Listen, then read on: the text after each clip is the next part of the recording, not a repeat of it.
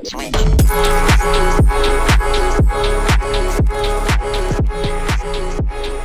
is going on, players, and welcome back to episode 11 of the Director of Football Journeyman with Angers. So this is going to be episode 36 in total. We are taking on Bordeaux today. We originally were going to come back for the Marseille game, but we've had quite a number of transfers in the meantime, so I decided to spend a little longer in between, just so we could guarantee everything is done to this point. We have had a player request a transfer just this morning, so should be interesting. We have this player coming in, Lucas Chormak from Trinek in Czech Republic. He is a left winger, advanced playmaker. You don't see many of them. Loki Doki would be delighted with this guy. He's played for the last 3 years, played a decent amount of games last season, and he's been on quite good form so far this year. So we'll have a look and see what happens when he arrives on the 4th of January. But players that have come in since you were here last, I think you saw Pedro Henrique. He's a DM that's meh, so you don't have to worry about him too much. Mugarel Tofan is a Romanian 3.5-star player. He has jumped up since he arrived. 300k potential, not just 300k. Must have been a compensation for him. So never played a game. He's been in our under 19s, having a decent time of it. Played 5 games and scored twice. It's not terrible. Then a random player from Doncaster, Alex Wolny. No idea who this guy is. 3-star potential.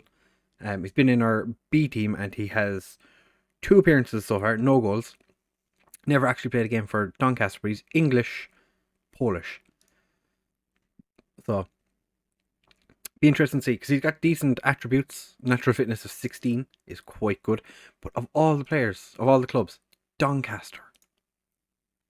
Maybe, yeah, I don't know. And we also signed Rajonik on, well, all the rest of the transfers that we've did are the deadline day. So Rajonik has come in from today's opponent's Bordeaux, and he's just picked up an injury. He played 1 game, he was shite. 3.7 million with a potential of going up to 5. Played 1 game, picked up an injury pretty much straight after. He's been out since. We signed Joshua Kitalano from Inter Milan, a Norwegian / Democratic Republic of Congo central midfielder who played twice for Inter and they made a tidy little profit off him. He's played 4 games, played a 6.65. He's been meh, but he has had 1 assist so far, which acceptable, I guess. We signed Aquilani from a Brazilian team, Pirilima. Yeah, Pirilima. He's been a regular in their team for the last 3 seasons, playing for our second team now, and he's actually doing quite well. He's part Italian as well, which, if we do need to play him, he is going to be capable of playing, because we don't have to register players that aren't, or we wouldn't have to worry because he's not non-EU. We also signed Edward Chilufua. He is Zimbabwean, straight Zimbabwean, but because he's trained in Sweden, he counts as EU. So we don't have to worry about registering a non-EU player. So he actually has the potential to play games. We signed him from Burnley, where he's played 12 games in 3 years. And they made a slight loss on him, but only make £100,000 loss in 3 seasons, or 2 seasons where he really didn't play. He's got a couple of games, came in, picked up an injury almost instantly, but he's I suppose. We also signed Caleb Aventur, a South African central midfielder who is I don't think he's ever going to play football. He's really good at passing. He's got very good vision, but he's just not very good in general. We also signed Joaquin de Jorgi, who is Argentinian. He's played quite a number of games for Racing Treleu, in Argentina, but he is Italian second nationality as well. So again, player who could, if necessary, jump into the first team. He is a DM. So I think my director of football really wanted me to play with a DM this season. We haven't done so. And then the final signing we made on the deadline day was a loan, which has a total fee of 150k. So we also have an optional future fee of 2.9 million on Ola Aina, who I don't think he's very good this year. And if he is very good, he's been terrible for us so far. 2 appearances, 1 start, 1 off the bench, and he got sent off on his debut. So, you know, exactly what you want. Player getting sent off on their debut. We have also sold and loaned out a lot of players. So the last one you would have seen, Aloui did leave. I don't know if that was, I think that and Corden were in the last episode. But deadline day, we lost Pereira Relage to Zenit for 12.75 million. Could really done with his ability in the team because he was one of our best players. Emrelli went out on loan to Portugal. I transfer listed him because he was angry. Played 8 games, scored 8 goals for our second team this year.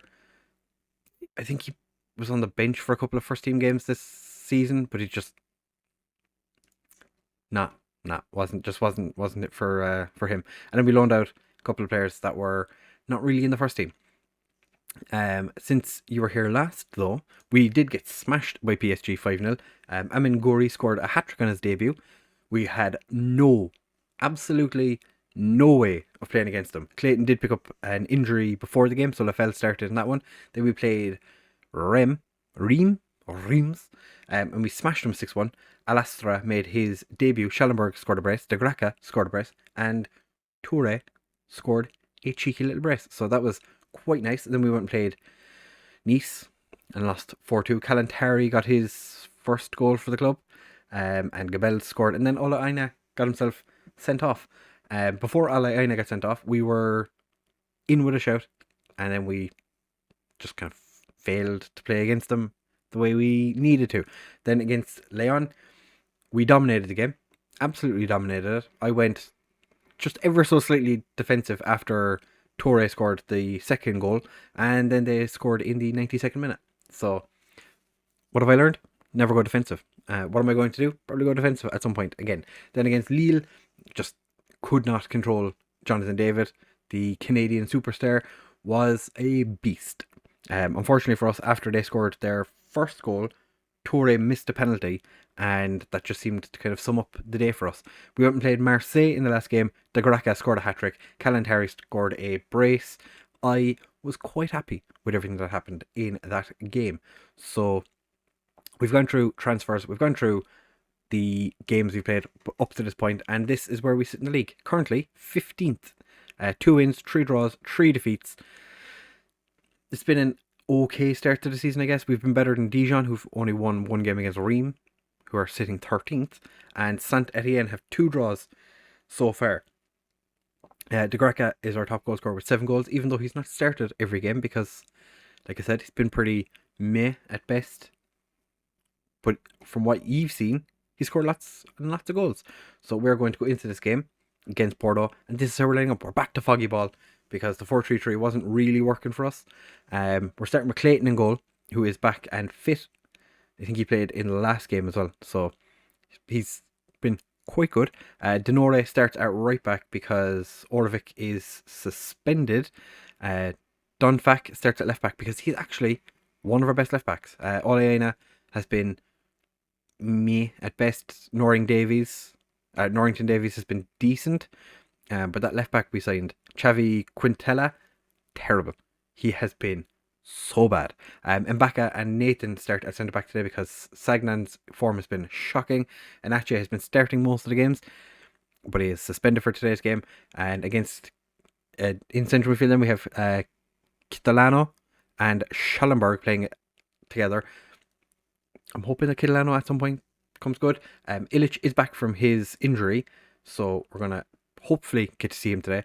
And then on the wings we have Kutesa and Chiliufa starting the game. Radnojic is sitting on the bench, because he's just back from an injury as well, and I want him to come on at some point against Bordeaux, because if Willem Gabel does anything to go by, he will score in this game. De Graca and Kalantari starting up front. Kalantari, I've really struggled to find what way to play him. I think he works best in a two-man strike force. Playing with three strikers hasn't worked for him. Playing him on the right, it's not been great. He is much more of a winger. I'm trying to get him to play as an inside forward because he's good. He's really good. So Torre sits on the bench for this one because he's the out of form striker at the moment. Players, I said, was after giving a bit of a giving it all of this, wanting first team football. Arsenis has been transfer listed by request as of this very morning. So Denore, I think this can be one of his first starts. As you can see, not a huge amount of change from the last match we played. Orvik and Inache are suspended, and Zakiri, even though we played really well in the last game, winning 5-1, he was just not involved enough. So he's sitting this one out. They have Simi starting up front, who, if I remember correctly, played really well against us last season. Boubacar Marti, I'm kind of surprised. Nathan's been lackluster so far this year. And Baka, I think Mbaka has everything needed to be quite a fantastic centre-back for us, if given the opportunity.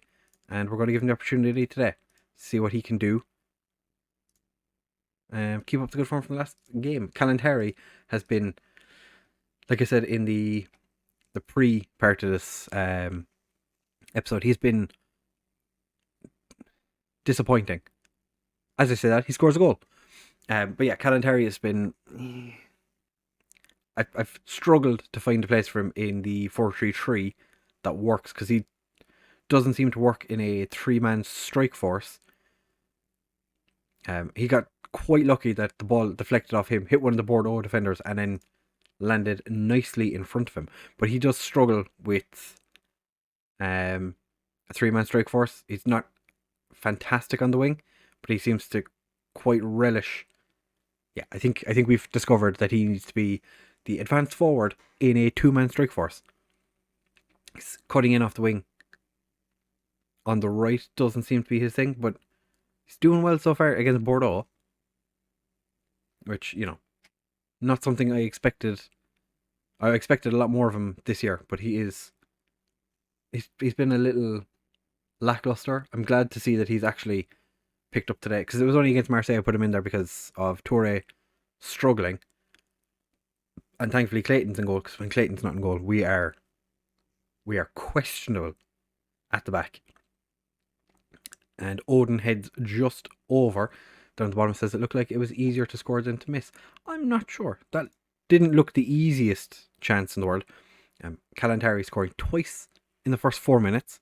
That is quite nice to see. And De Graca almost gets the ball in the back of the net. He's another player as well who I think he's not the most suited player to playing with three up front. Clayton stops. Was that Odin took the shot? We definitely need to play to our main players' strengths. I think De Graca and Kalantari are two guys who just need to play with two up front. Whereas I think Torres suited more to a three-man strike force.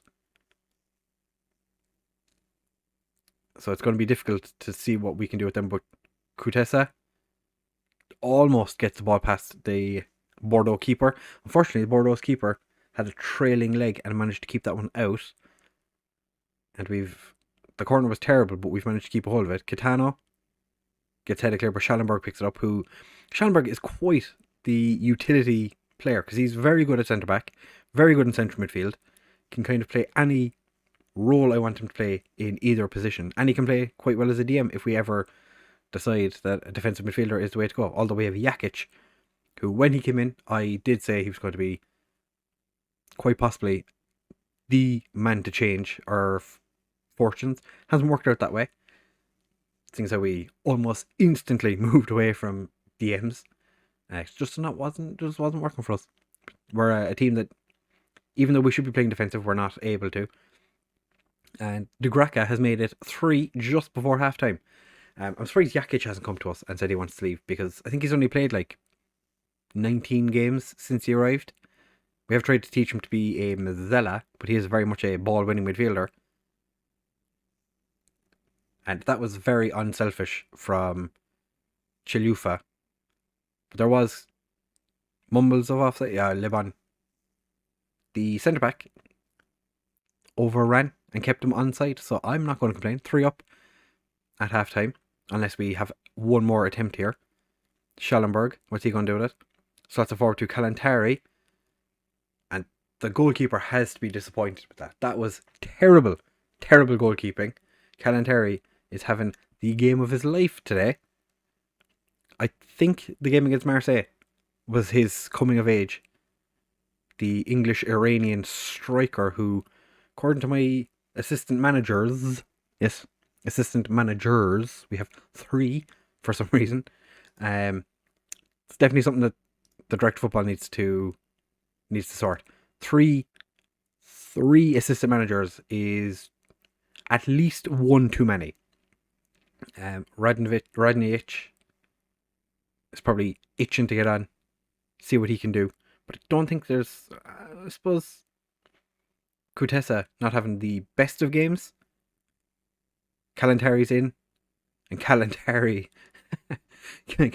with yet another goal. We have changed to attacking as well, from the positive you would remember with Wigan when we were in charge there.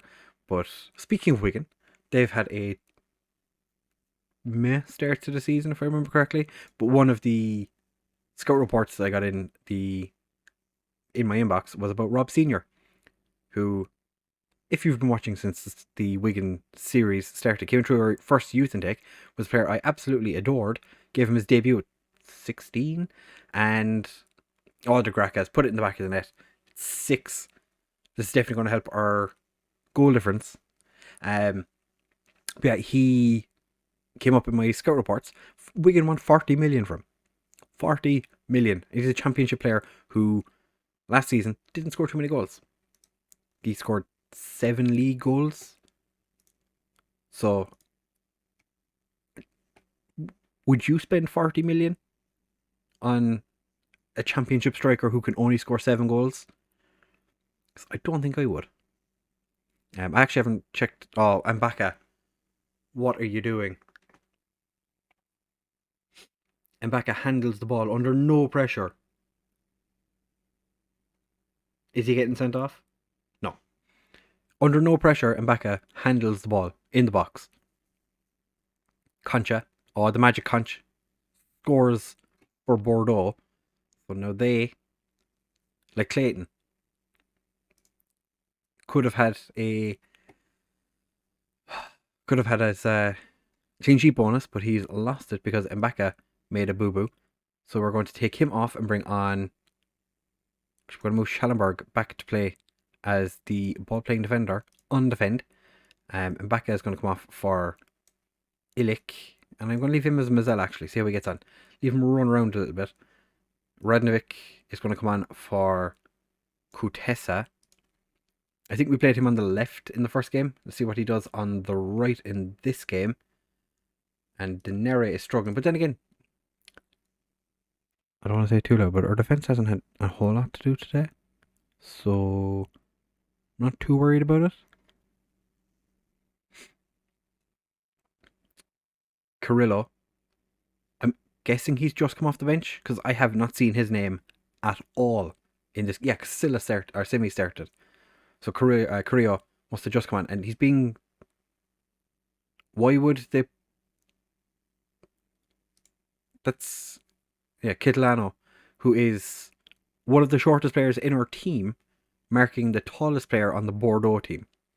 Illich, free kick, bypasses everybody. Kalantari back to Kitlano. Kalantari cuts inside, gets hacked down by Benito. Kitlano keeps it in. De Graca. Chelufa gets the 7th of the game. It is time for us to make a substitution. I think Kalantari deserves a standing ovation and a rest. Toure, last season's main player, was the guy that we basically played everything around, is going to come off the bench.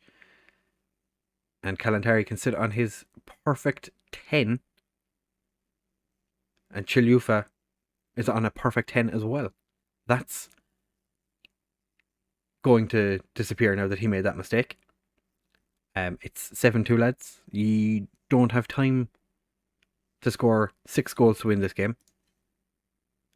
Even after that mistake, Chilufa has a perfect 10. That's interesting. He was the one at fault for that goal. Yet his rating hasn't dropped, and Lenny Pinter has made it 7-3.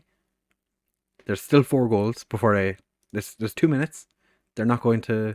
No, 7-3. Could have been 7-0. But our players decided to make many a boo-boo. And because we took Kalantari off, Chilufa gets player of the match. But we are delighted. That was fantastic football. 2 perfect 10s in a game. When was the last time we got a perfect 10 out of anybody? I haven't seen a perfect 10 in quite a while, but we've done it in one game. Got 2 players with a perfect 10. Our left winger and our left-sided striker. So, chef's kiss. Almost perfect game. Not quite. The fact we conceded 3 goals, 2 in the last 7 minutes. But Rajonik, how did he actually play in that game? Once he came off the bench. 6.6. Didn't have a great game. Still, to be fair, we brought him on and we were already dominating the game. Illich makes his return to French football. Chilufa, 1 goal, 4 assists. That's pretty good. 1 major mistake as well. Definitely wasn't ideal. Our B team managed to win their game, even though they can't get promoted. There's 5 teams in this division can't get promoted, and 3 of them are at the top. 4 of them in the top 5. So looks like Le Puy Foot 43 are going to be the team getting promoted, because everyone around them seems to be teams that can't get promoted. So for the next episode, I think we might come back for Saint-Étienne and Brest. Brest having quite the start to the season. I had not realised they were 5th. Oh my god. PSG, obviously, still unbeaten after 9 games. Metz are having a fantastic season as well. Strasbourg, Lille are having a much better season this year. Monaco, smidge disappointing. Toulouse, not having a great game. Saint-Étienne, again, struggling. Lens had a fantastic season last year. Didn't they finish top 5 last year? No, was it 12th? Who was I thinking of? Nantes? Was maybe Nantes I was thinking of. Guingamp struggling a little bit. Nantes struggling a little bit. It's many interesting teams. I think the fact that Metz and Brest are doing so well, and even Strasbourg are unbeaten in the last 5. Then again, we're beaten. No, we've lost 2 in the last 5. Never mind. I was going to say, maybe we're unbeaten in the last 5. No, we're not. No, most certainly not. So it will be Saint-Étienne and Brest in the next games. Unless, do you want to come back for Brest Monaco? We'll see how Saint-Étienne are getting on. If they're still bottom of the league, then we might come back for that game regardless and just play Saint-Étienne and Brest. So, with all of that being said, we are sitting 10th in the league, which, if you said that to me before this episode started, I would have been delighted, because form has been a bit meh recently. It's been mixed. But then again, we've had 12 goals scored for us in our last 2 games and conceded 4. Slightly disappointing, but what can you do? So, all of that being said, if you have enjoyed, please do make sure to leave a like, comment, and subscribe. Share with all of your friends, and I will see you in the next one. Bye!